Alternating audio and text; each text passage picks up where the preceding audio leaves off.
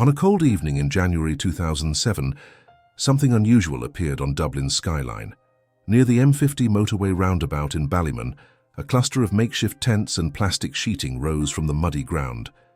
Inside those fragile structures, approximately 100 people from Romania had set up camp, claiming they sought asylum and refuge. To commuters driving past, the scene looked like desperation itself, families huddled against the Irish winter with nowhere else to turn. But within weeks, Irish authorities began asking questions that would lead them down a path they had not anticipated. Who organized this arrival? Why did these people come to Ireland specifically? And most troubling of all, were some of them being controlled by others in ways the public could not see.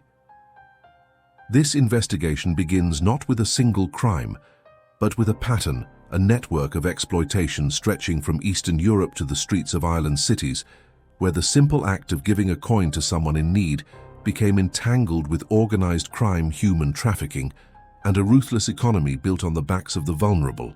Before we go deeper, subscribe if you love true crime documentaries, and tell me in the comments where you're watching from. The year 2007 marked a turning point for Ireland and for Europe. Romania and Bulgaria had just joined the European Union on the 1st of January, opening borders and granting their citizens freedom of movement across member states. For many Romanians, particularly those from marginalized Roma communities, this represented hope, an opportunity to escape poverty and discrimination that had defined their lives for generations. But for a smaller group, individuals with different intentions, it represented something else entirely, a business opportunity. Irish media immediately picked up on the arrival of the Ballymun camp.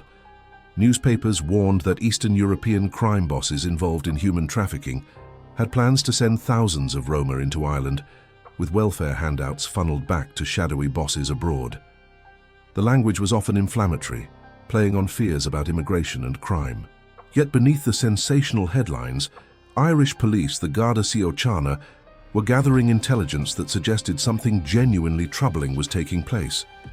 Officers from the Garda National Immigration Bureau began surveillance of the camp. What they observed formed the foundation of a decade-long investigation into organized begging in Ireland. The reports that emerged painted a disturbing picture. Multiple women from the camp were reportedly being collected by cars and coaches each morning and transported into Dublin's city centre to beg. Men from the camp were linked to shoplifting and snatch and grab thefts in commercial districts.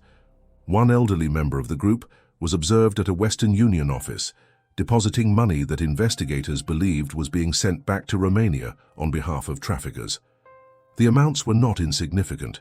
In a community claiming destitution, cash was flowing in one direction, eastward across Europe. The Garda moved quickly.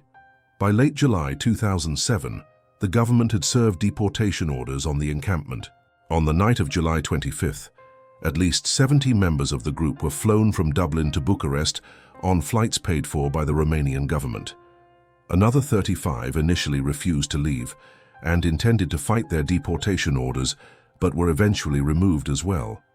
Minister for Justice Brian Lenihan justified the mass deportation by stating that members of the Romanian community in Ireland had advised him that if these individuals were allowed to remain, thousands more would follow.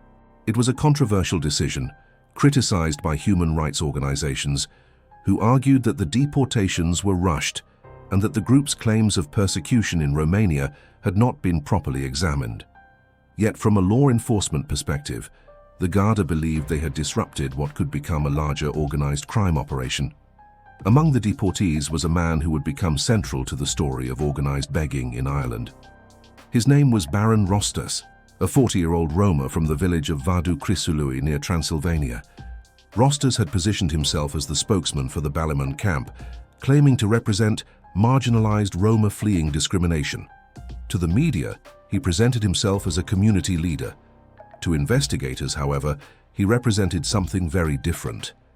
Irish police began building a file on Rostas that would eventually reveal him as what they believed to be the mastermind behind a large-scale begging operation. Baron Rostas had convictions for robbery in Romania and had served a 4-year prison sentence. When he arrived in Ireland in early 2007, According to later investigative reports, he quickly identified that Irish people were generous and willing to give money to those who appeared to be in need. What happened next would establish a template for organized begging that would persist for years. Even though Rostas was deported in July 2007, he returned to Ireland within weeks. Irish law at the time allowed EU citizens to travel freely, and the 3-year exclusion stamp on his passport proved ineffective. He resumed activities that would eventually draw sustained police attention.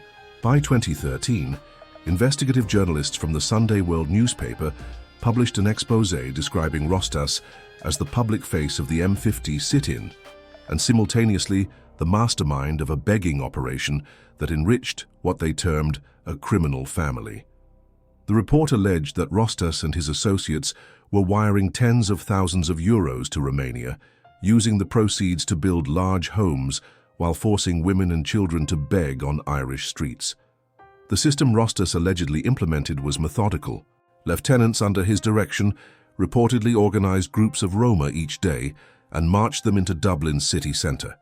To monitor how much each person collected, the operation allegedly involved planting marked banknotes in their begging bowls. This allowed handlers to track individual performance and ensure quotas were being met. The system extended to children, with girls as young as 7 and infants carried specifically to elicit sympathy from passers-by. From today's vantage point, these revelations remain shocking. Newspapers spoke of a gypsy king living in castle-style villas in Romania, while hundreds of people worked in squalor for his profit. Romanian police confirmed to Irish authorities that Rostas was using cash from the begging operation to build multiple properties in his home village. He traveled regularly between Ireland and Romania to monitor his real estate portfolio and collect money sent via Western Union. When Garda raided properties linked to Rostas in Dublin, they seized large cash stashes that were about to be transferred abroad. By 2013, Rostas had become a household name in Ireland's crime news coverage, an archetype of the ruthless, organized begging boss. Yet Rostas was not operating in isolation. Garda intelligence had already noted a wider problem by the early 2010s. In late 2011, newspapers reported on a massive Garda operation against Roma, begging gangs across Dublin. That crackdown resulted in the seizure of €7,000 in cash, led to 540 arrests in a single year, and identified approximately 30 addresses in Dublin and County Kildare being used to coordinate begging activities. Inspector Patrick McMenamin told the press that evidence suggested organized begging was confined to family units of Roma. The operation found children being used as aggressive beggars in all weather conditions, part of what investigators described as a lucrative economy run by ruthless ringleaders. By this point, a pattern had clearly emerged: Romanian-born families, child beggars on city streets, and cash flows traced back across European borders. The pieces were being assembled into a comprehensive picture of transnational organized crime. This era also prompted legislative action. In 2008, the Irish government overhauled its old vagrancy laws, specifically targeting the most exploitative forms of begging. New criminal offenses were created to prevent adults from using children for begging, to criminalize what authorities called Fagin-type beggars who harassed passers-by, and to give police power to issue move-on orders. By 2011, the Criminal Justice Public Order Act had become law, explicitly acknowledging that sending children to beg should be treated as a serious crime. The legislation represented Ireland's attempt to modernize laws that had not kept pace with organized criminal exploitation. Despite these tougher measures, the Garda warned that beggars would remain as long as citizens continued giving them money. The message was clear. Ireland was trying to fight back, but the battle line had shifted from antiquated concepts of charity to modern organized crime networks. As the 2010s progressed, evidence of organized begging began surfacing beyond Dublin. Cork City, Ireland's second-largest urban centre, became a focal point. By late 2014, local business owners reported what they described as an invasion of Romanian beggars flooding the streets. One fishmonger working with the Cork Business Association told newspapers that up to 16 people appeared to be involved in a rotating begging crew. One set would be actively begging while others collected money from them, he explained.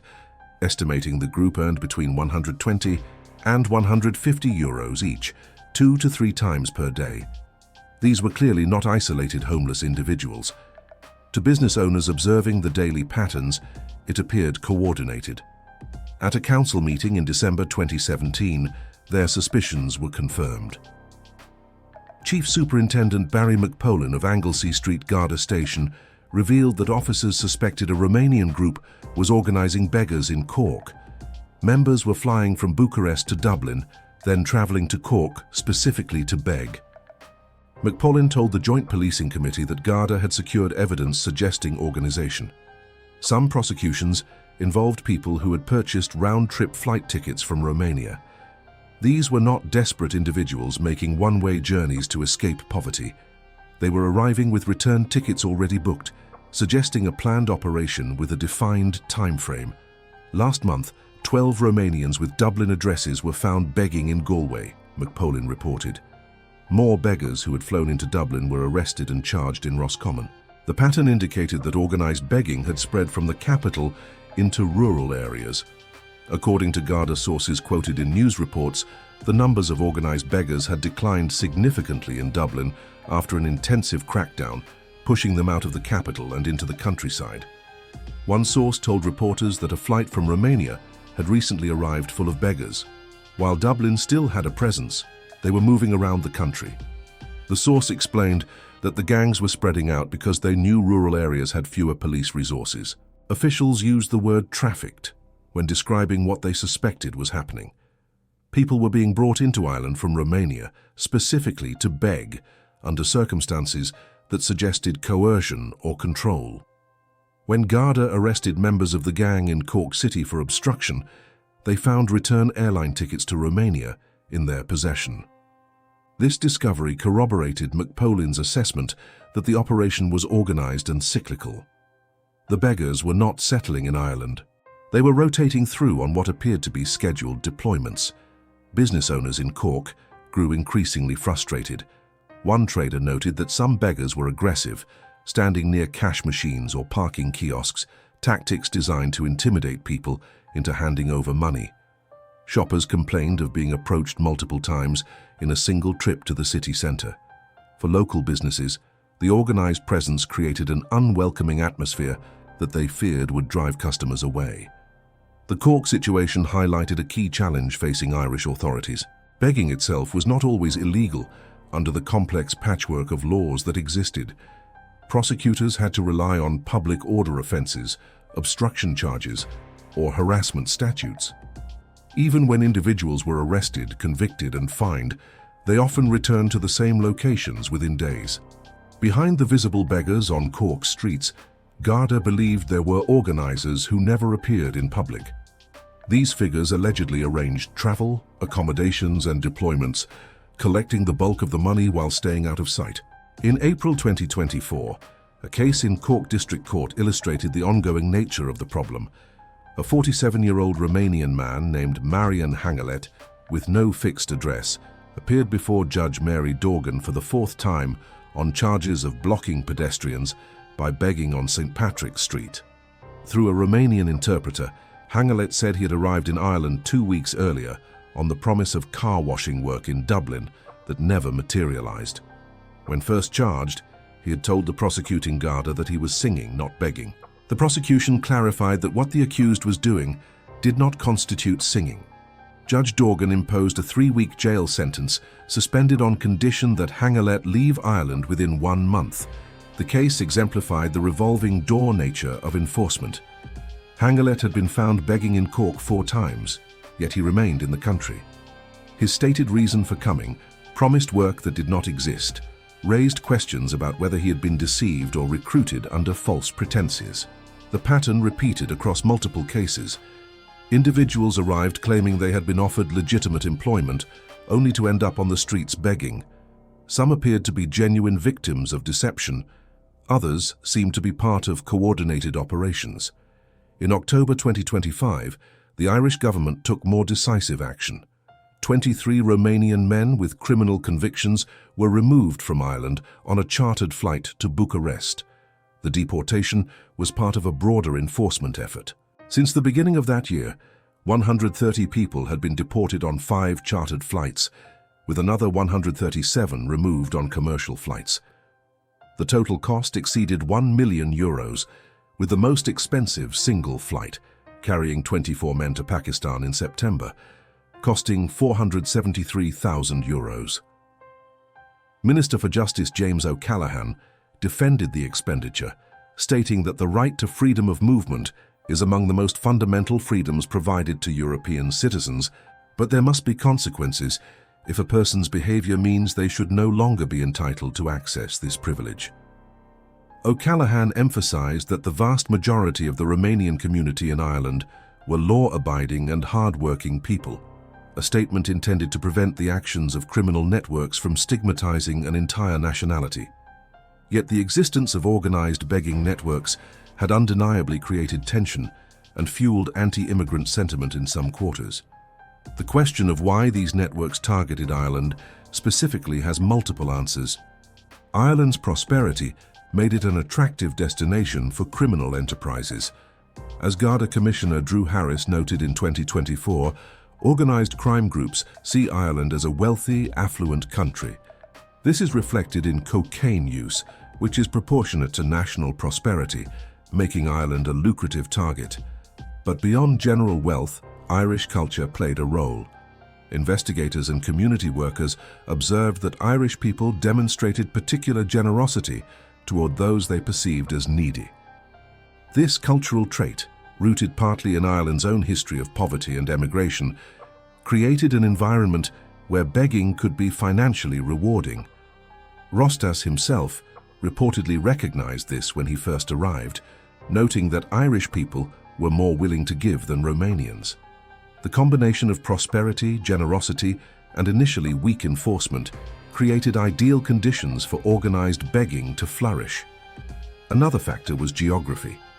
Ireland's position on the edge of Europe, with major ports and airports, but limited resources compared to larger European nations, made it easier for criminal networks to operate without immediate detection.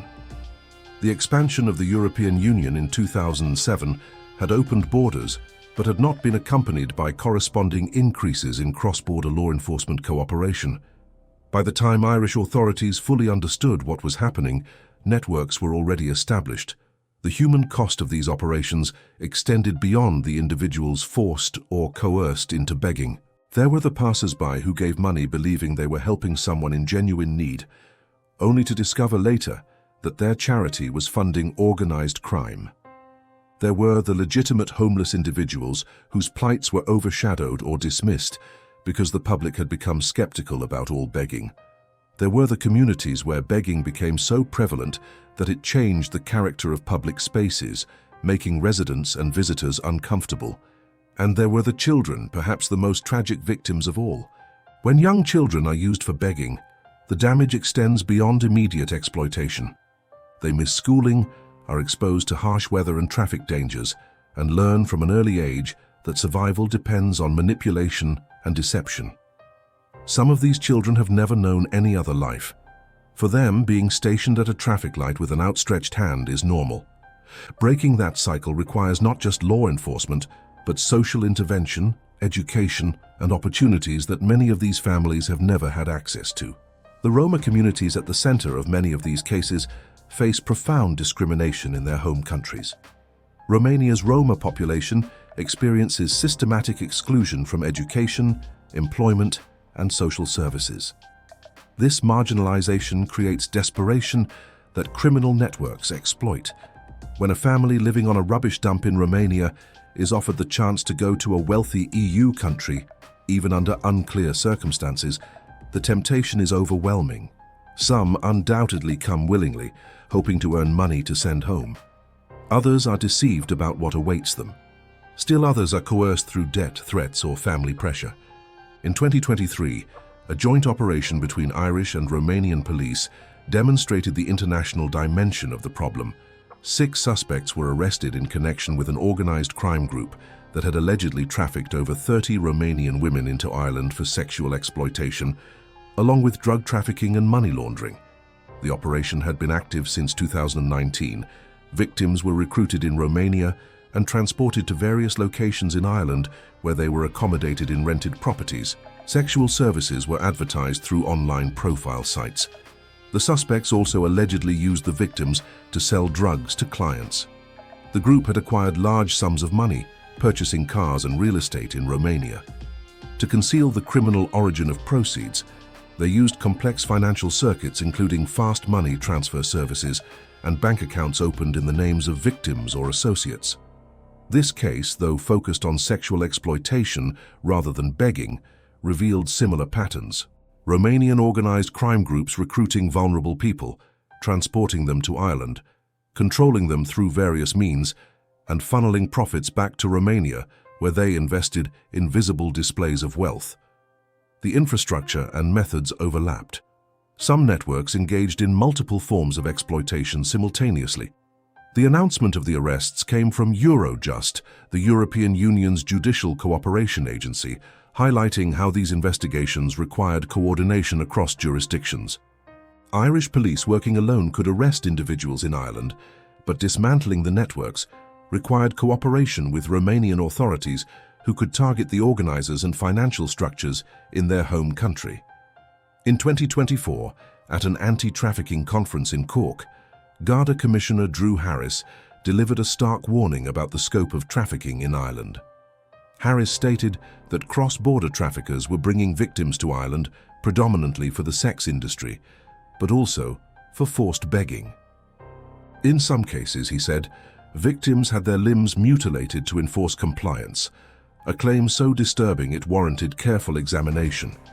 Mutilation as a control mechanism is documented in some trafficking cases globally, where visible disabilities are used to elicit sympathy and ensure the victim remains dependent on their controllers. Harris emphasized that authorities had to remain aware that organized crime groups were engaged in exploitation through begging. "We do see a lot of begging in Ireland," Harris said, "and we have to be aware that it could be part of an organized crime group exploiting people." In the dim streetlight, he suggested, every outstretched cup or crutch could be a pawn in this underworld. His comments reflected the difficulty of distinguishing between genuine need and organized exploitation. Not every beggar is controlled by a criminal network. Many are genuinely homeless, struggling with addiction, mental illness, or poverty. The existence of organized begging networks creates a moral dilemma for the public. Should people give money to beggars, knowing some of it might fund criminal operations, or should they withhold assistance, potentially harming those in genuine need? This question has no easy answer, and it illustrates how organized crime can corrupt even charitable impulses. The legislative response in Ireland evolved in stages. The Criminal Justice Public Order Act of 2011 criminalized causing a child to beg and created offenses around organized or aggressive begging. Courts were given powers to impose exclusion orders, preventing individuals from returning to specific areas. However, enforcement remained challenging. Prosecuting organized begging required proving that individuals were acting under the direction of others, which meant gathering evidence of the coordination and control structures.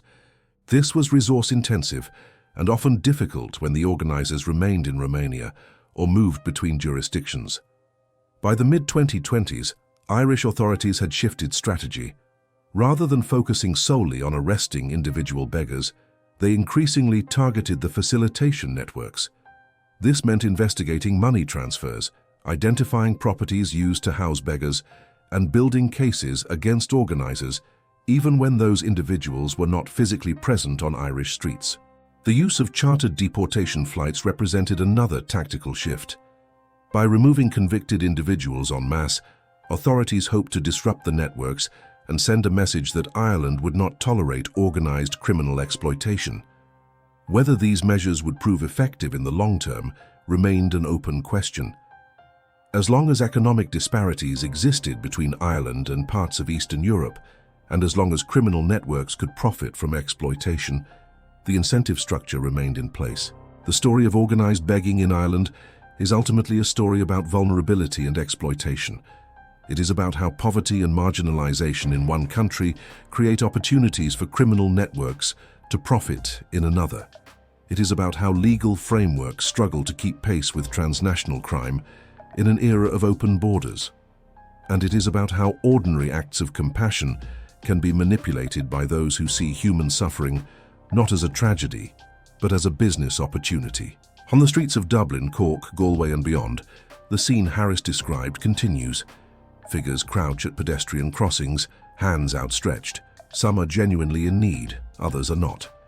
The casual observer often cannot tell the difference. Behind the visible desperation, networks operate with calculation. Money flows eastward across Europe. Properties rise in Romanian villages, built with euros collected coin by coin on Irish streets. And new recruits continue to arrive.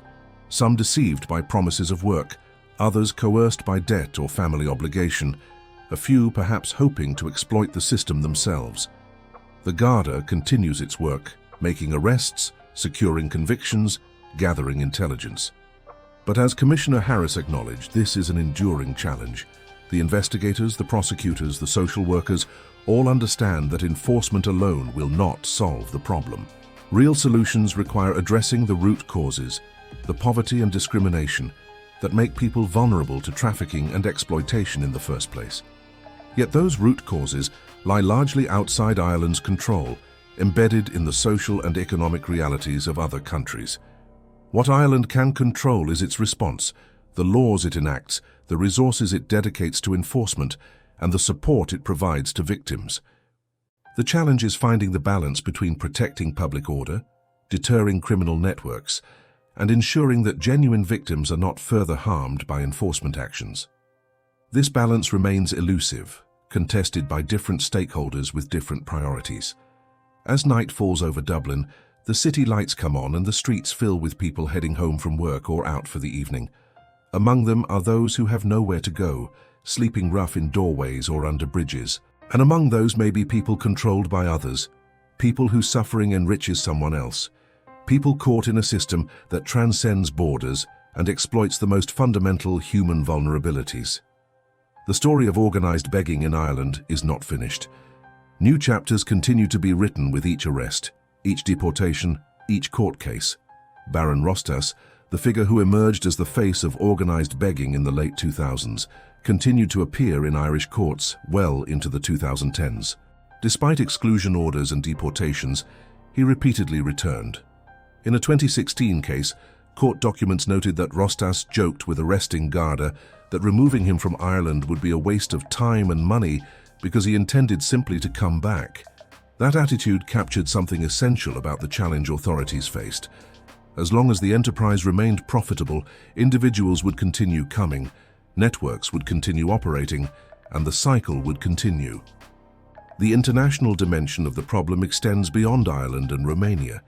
Similar patterns of organized begging linked to Eastern European networks have been documented in the United Kingdom, France, Germany, and other Western European nations.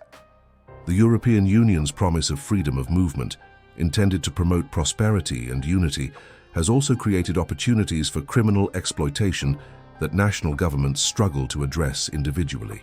Effective responses require international cooperation, information sharing between police forces, joint investigations, and coordinated legal action. The 2023 operation that dismantled the sex trafficking network showed what such cooperation could achieve. Irish and Romanian police working together, supported by Eurojust, were able to arrest suspects, gather evidence, and begin the process of prosecution. Similar cooperation is needed to dismantle organized begging networks, but international cooperation is slow, bureaucratic, and hampered by differences in legal systems, languages, and priorities.